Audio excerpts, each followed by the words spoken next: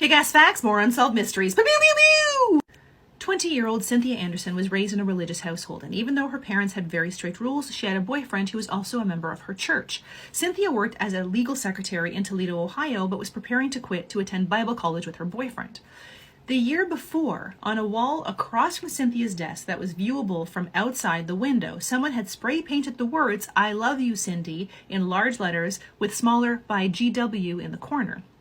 Cynthia was the only Cindy on that side of the strip mall where the graffiti was located. She had no idea who GW was. The message remained there for 6 months before it was eventually covered up. The message appeared again, this time in bigger letters.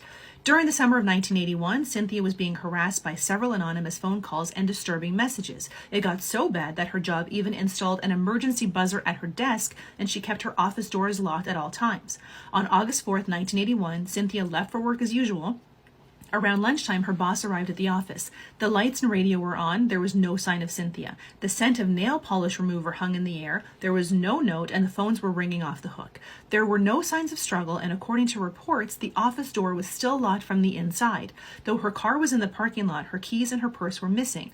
Eerily, a romance novel that Cynthia was reading was left open at her desk to a page where the protagonist was abducted at knife point.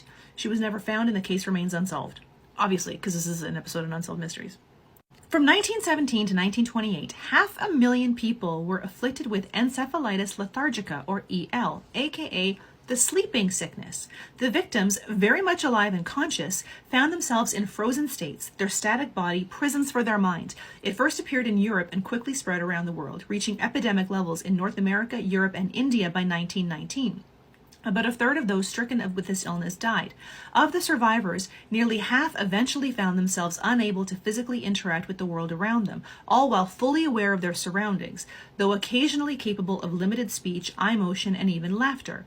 They generally appeared as living statues, totally motionless for hours, days, weeks, or years. The cause is unknown, but one theory is brain inflammation triggered by a rare strain of streptococcus, which is the bacteria responsible for sore throats. Science's best guess is that the bacteria mutated, provoking the immune system to attack the brain, leaving the victim helpless.